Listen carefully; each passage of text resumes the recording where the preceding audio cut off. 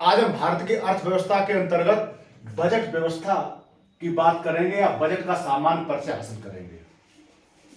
वो इस प्रकार है। सरकार राजकोषीय नीति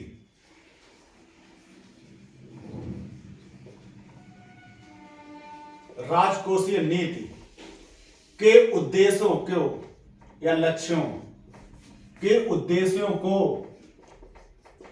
प्राप्त करने के लिए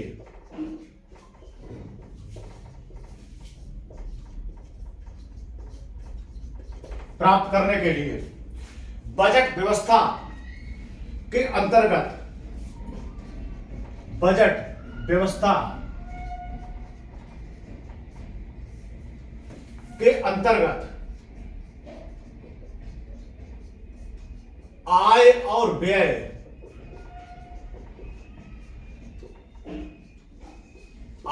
व्यय को समायोजित करती है।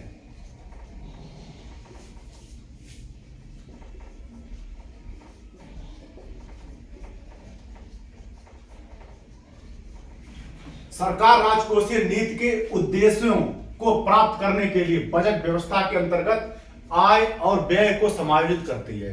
अब इसमें आगे देखते हैं। भारतीय संविधान में बजट शब्द का प्रयोग नहीं किया गया है।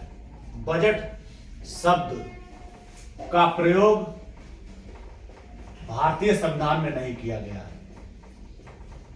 भारतीय संविधान में नहीं। और बजट की जगह वार्षिक वित्तीय विवरण, भारतीय संविधान में वार्षिक वित्तीय विवरण वाक्यांश या शब्द का प्रयोग किया गया है, जो संविधान के अनुच्छेद 112(1) के अंतर्गत इसका प्रयोग किया गया है।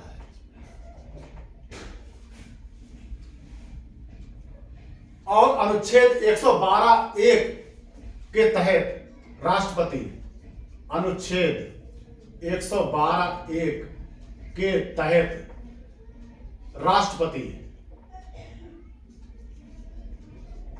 प्रत्येक वित्तीय वर्ष के संबंध में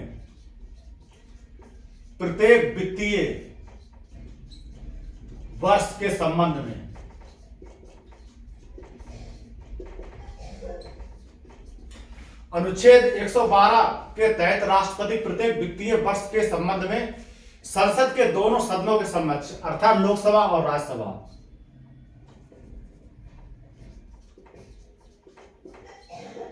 संसद के दोनों सदनों के समक्ष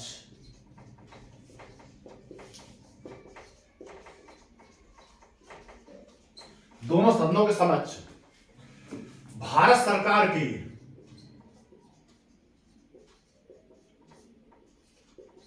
उस वर्ष के लिए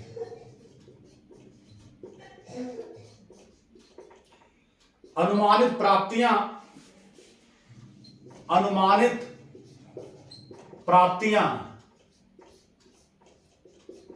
और व्यय का विवरण रखवाएगा।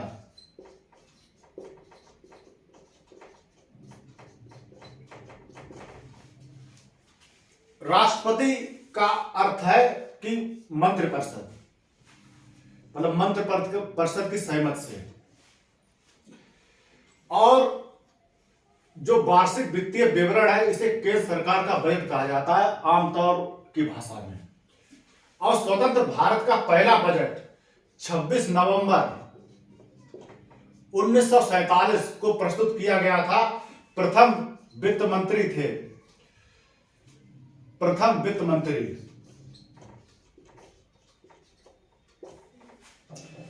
के षणमुगम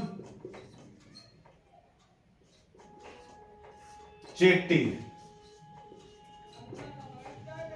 इन्होंने 26 नवंबर 1947 को, जो भारत के प्रथम वित्त मंत्री थे के षणमुगम शेट्टी, इन्होंने भारत का पहला बजट प्रस्तुत किया था।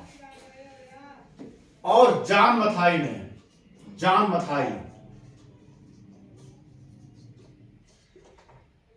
वर्ष 1950 में भारतीय गणतंत्र का पहला बजट प्रस्तुत किया था।